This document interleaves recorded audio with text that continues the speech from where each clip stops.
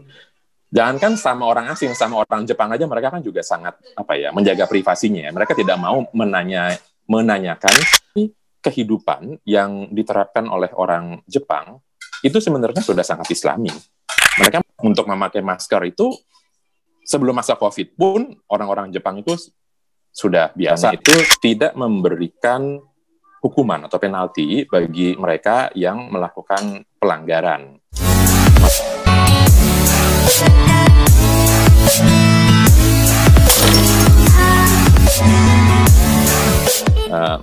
Tetapi pada intinya adalah di Jepang ini sangat menghargai kebebasan beragama.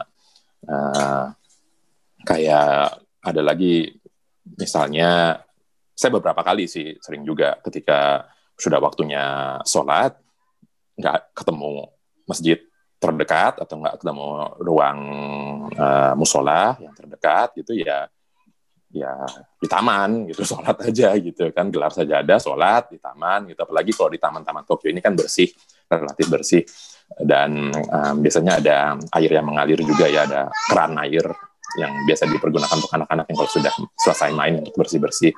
Jadi wudhu bisa di sana, dan sholat pun ya sholat aja. Dan ketika sholat kan karena di taman kan pasti kelihatan ya, terbuka kan ya kan. Orang Jepang cuek aja, nggak masalah mereka, karena memang mereka sendiri juga ya itu seperti yang saya bilang di awal, mereka sangat menghargai privasi masing-masing. Jadi ketika kita sholat, sujud, ruku gitu kan, mungkin mereka melihat, tapi setelah itu udah mereka diem aja gitu, nggak nanya, nggak apa gitu kan. Jangankan sama orang asing, sama orang Jepang aja mereka kan juga sangat menjaga privasinya. Mereka tidak mau menanyakan hal-hal yang pribadi kepada orang lain. Jadi kalau ditanya mengenai kehidupan beragama, terutama untuk yang agama Islam di Jepang, ya alhamdulillah kami mendapatkan, meskipun minoritas, tapi kami mendapatkan kebebasan untuk menjalankan ibadah kami, dan ya seperti itu, nggak ada gangguan. Kalaupun ada misalnya pertanyaan, biasanya ada forum-forum terbuka, kayak di Masjid Tokyo Chami itu, mereka bagus sekali kan, itu masjid, Pak Rudi pernah ke sana pasti ya, yang dari gaya Turki ya, itu seperti Blue Mosque di Turki, dan itu menjadi salah satu tujuan wisata malah sekarang, bukan hanya bagi umat muslim datang ke Tokyo, tapi juga bagi orang-orang Jepang, dan itu malah bagus untuk menarik minat orang Jepang untuk mengetahui, oh Islam itu seperti apa sih gitu. Karena mereka suka membuka sesi juga dalam beberapa pekan ini untuk orang-orang mempelajari lebih jauh tentang Islam. Apalagi kan, ya kita nggak bisa nutup mata juga bahwa pemberitaan tentang Islam itu kan kurang bagus ya, ketika terkait dengan terorisme, radikalisme. Saya sendiri juga beberapa kali mendapatkan pertanyaan dari teman-teman orang Jepang yang mau tahu ketika mereka habis baca, misalnya ada serangan ekstremis, ada serangan teroris di beberapa negara gitu. Mereka nanya, apakah memang Islam seperti itu gitu kan? Ya harus dijelaskan bahwa, dan harus diakui bahwa iya mereka memang beragama Islam, tetapi mereka melakukan tindakan yang sesungguhnya berlawanan, bertentangan dengan Islam. Yang harus kita harus benar-benar hati-hati untuk menjelaskan kepada mereka bahwa karena orang Jepang ini pintar-pintar, dan mereka sangat bisa menerima pendapat orang lain ketika pendapat itu memang sesuai dengan logika mereka. Jadi ya ketika kita bisa memberikan pemahaman yang baik kepada mereka, mereka akan sangat senang menerimanya. Dan dalam beberapa tahun belakangan ini malah jumlah orang Jepang yang masuk Islam itu relatif meningkat ya. Yang terbaru kemarin saya baru ketemu sama satu anak mahasiswa itu yang usianya bahkan baru 20 tahun gitu, dan dia akhirnya masuk Islam gitu kan, setelah dia mempelajari lebih jauh tentang Islam. Jadi kalau ditanya mengenai perkembangan Islam di Tokyo, di Jepang terutama, ya sangat bagus sekali ya. Karena kalau saya melihat sendiri sebenarnya, nilai-nilai kehidupan yang diterapkan oleh orang Jepang, itu sebenarnya sudah sangat Islami. mereka menjaga kebersihan. Itu kan udah salah satu Islam itu kan mengajarkan kita untuk mencintai kebersihan kan, karena kebersihan itu kan adalah indah. Lalu bagaimana mereka sangat menghormati orang tua juga, dan bagaimana mereka sangat beradab ketika masuk ke rumah orang lain, atau bagaimana ketika mereka menghadapi orang yang lebih tua, misalnya seperti itu. Itu kehidupannya itu sudah sangat Islami, ya tinggal disahadatin aja udah jadi negara Islam sebenarnya, gitu kan. Jadi karena secara watak dasarnya sendiri mereka sudah mendekatilah dengan ajaran-ajaran Islam gitu. Ya, begitulah. Jadi panjang ini, Pak ya. Ya, apa? Lebih bagus, jadi lebih banyak yang tahu gitu. Kehidupan Muslim di Jepang. Iya, jadi ya Muslim di Jepang tuh alhamdulillah kami sangat nyaman ya. Maksudnya ya lagi-lagi karena minoritas, tetapi tempat ibadah alhamdulillah ada banyak pilihan, dan kalaupun di satu tempat itu tidak ada tempat ibadah dan kita bisa menjalankan sholat di manapun ataupun beribadah di manapun, biasanya tidak akan ada gangguan yang begitu signifikan gitu, Pak. Ya, kita hampir 1 tahun nih menghadapi bencana COVID-19. Ini sudah mendunia lah begitu ya. Dan tentunya kegiatan new normal itu pasti sudah dilakukan di Jepang gitu. Baik dari sisi bekerja seperti Bapak bilang tadi, kemudian mungkin pendidikan dan bisnis dan sebagainya juga mengalami perubahan-perubahan gitu, Pak. Bagaimana perkembangan new normal di Jepang saat ini gitu? Yang terbaru ini kan luar biasa ya. Padahal kita mengharapkan tahun 2021 itu COVID-19 bisa segera berakhir ya. Apalagi ditambah dengan vaksin juga udah mulai ditemukan. Ada beberapa perusahaan juga sudah mulai memproduksi vaksinnya. Tapi kenyataannya dari fakta yang ada, jumlah kasusnya justru meningkat sekarang kan. Dan varian baru juga keluar gitu. Termasuk di Jepang ini, di Tokyo, jumlah kasus hariannya meningkat. Bahkan sampai di Tokyo sendiri sampai 800 lebih ya. Dalam sehari itu pasti ada kasus baru virus corona. Nah, gara-gara itu, mungkin dalam pekan ini ya, itu status darurat akan kembali diberlakukan di Jepang. Masih belum tahu detailnya seperti apa. Apakah akan seperti status darurat seperti yang tahun lalu yang dilakukan bulan April, di mana orang-orang diimbau untuk tidak keluar, restoran diminta untuk tutup lebih cepat, dan sempat terjadi rush waktu itu di Jepang. Rasa agak aneh di Jepang ketika ada status darurat. Mereka lebih mencari tisu toilet sama tepung terigu. Saya juga bingung kenapa tisu toilet yang diburu mereka ketika terjadi rush seperti ini. Kita belum tahu untuk detail yang sekarang nanti bagaimana. Tetapi new normal yang di Tokyo, setidaknya yang saya lihat sendiri, itu relatif hampir sama seperti di Indonesia misalnya atau di negara lain.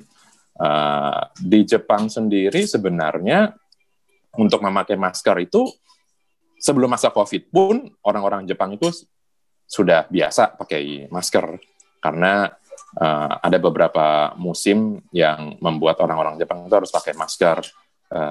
Seperti kalau musim dingin itu kan banyak yang pilek, banyak yang masuk angin lah, meriang gitu ya, batuk pilek begitu. Jadi mereka prinsipnya adalah mereka tidak mau menulari orang lain. Jadi mereka pakai masker. Itu pun sudah sebelum COVID. Setelah COVID pun jumlahnya semakin banyak sekarang. Orang di semua jalan, orang itu pakai masker sudah pasti, dan kantor juga itu biasanya digilir untuk masuknya. Hampir semua kantor di Jepang itu, mereka digilir masuknya.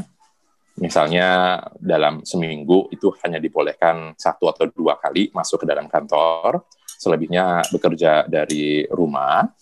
Lalu beberapa bangunan yang biasa didatangi oleh ataupun dipenuhi oleh orang, itu seperti department store atau supermarket, itu atau beberapa gerai aparel itu mereka sudah menerapkan misalnya menggunakan kamera termometer yang ketika masuk sudah terdeteksi bahwa ini orang suhunya oke, nggak ada masalah, dan orang ini tidak demam gitu. Dan selalu ada hand sanitizer dimanapun berada. Bagaimanapun, sama juga seperti Indonesia, banyak juga yang badung gitu kan, yang tidak pakai masker, yang masih kumpul-kumpul. Apalagi di Jepang ini kan ada budaya minum-minum di bar Jepang, di izakaya, dan izakaya itu biasanya tempatnya tertutup, yang namanya bar ya, terbiasa kan tertutup, dan orang-orang tuh banyak ngobrol, dan ketika sudah minum dengan alkohol kan pasti ngomongnya lebih keras kan. Ketika ngomong lebih keras kan mikro dropletsnya itu kan semakin banyak yang keluar. Maka dari itu jumlah penularannya kembali naik ketika new normalnya itu sudah tidak seketat sebelumnya. Karena memang di Jepang ini secara undang-undangnya sendiri, secara aturannya itu tidak memberikan hukuman atau penalti bagi mereka yang melakukan pelanggaran. Mana lebih baik di Indonesia kan, kalau di Indonesia kalau di jalan nggak pakai masker, kalau ke razia suruh bayar berapa gitu kan ya. Kalau di Jepang ini nggak ada yang seperti itu.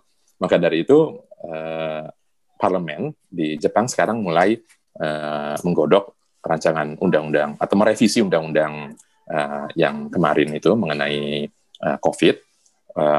Mungkinkah bisa diterapkan penalti begitu bagi mereka yang tidak mengikuti, yang tidak menjalankan aturan yang diberikan oleh pemerintah dalam mencegah penularan virus ini. Tapi itu masih digodok. Tapi untuk saat ini setidaknya Jepang sepertinya akan kembali melakukan nggak lockdown sesungguhnya, nggak sepenuhnya lockdown. Jadi status darurat yang mengimbau orang-orang untuk kalau tidak memiliki keperluan yang benar-benar mendesak, yang benar-benar mengancam jiwa, itu diminta untuk tidak keluar dari rumah. Dan pintu masuk ke Jepang yang sebelumnya sudah dibuka, sekarang ditutup lagi, kecuali bagi warga negara asing yang memang memiliki status penduduk. Dan dulu hanya beberapa orang yang dikenakan karantina mandiri ya. Sekarang ya karena ditutup lagi, berarti karantina mandirinya kalau dulu itu mereka bisa, kalau misalnya sudah terbukti negatif, terutama untuk yang penduduk ya, itu ketika negatif mereka bisa langsung ke rumah masing-masing, tetapi sekarang ya harus dikarantina lagi. Tapi ya begitulah di Jepang ini, segalanya memang harus ketat ya. Pertanyaan terakhir Pak, tadi pertama sekarang terakhir gitu ya. Saya ingin statement dari Bapak tentu memotivasi Pak ya, penonton teknologi haji seperti apa, mungkin dari berbagai sisi ya, yang dari Jepang gitu Pak, apa kalimat motivasi untuk para penonton? Kalimat motivasi, waduh, saya ini bukan motivator ya, jadi agak bingung juga kalau diminta motivasi. Oke. Ya, paling sesuai dengan kondisi sekarang lah. Ini kan masa zamannya COVID ya, zaman edan ini ya. Ya, kita mungkin merasa khawatir bahwa khawatir terinfeksi, khawatir kehilangan pekerjaan, khawatir kehilangan orang yang kita sayangi, khawatir kehilangan macam-macam lah. Tetapi setidaknya kita sebagai umat beragama, kita tahu bahwa segala sesuatu itu pasti memang ada hikmahnya. Ketika kita bisa mempelajari, kita bisa memahami maksud dari hikmah tersebut. seperti yang saya bilang tadi, Pak, mungkin terkesan agak bercanda ya, enak sama enak banget, bukan enak nggak enak gitu ya. Ya kita buat enak aja gitu kan, kita buat enjoy aja. Kalau misalnya apapun yang terjadi, kita melakukannya dengan enjoy, maka insya Allah hasilnya juga akan membuat kita enak, membuat kita enjoy. Gitu. Jadi pesan saya adalah enjoy aja gitu kan. Apapun yang terjadi, ya enjoy aja, enak aja, dibuat enak aja lah pokoknya gitu. Oke. Baik, terima kasih. Terima kasih Pak atas kesempatan yang telah diberikan untuk channel Rudy Haji ini Pak. Jadi saya berharap Bapak di sana sehat selalu, sukses selalu, dan salam saya untuk keluarga Bapak di Jepang. Iya, sama-sama Pak. Sehat-sehat juga semua di sana, dan salam juga untuk yang ada di sana. Ini mohon maaf ini kalau saya ngomongnya jadi ngelur ngidul kemana-mana tanpa tentuan. Karena biasanya saya mau wawancara, sekarang saya yang diwawancara. Gantian. Iya. Baik.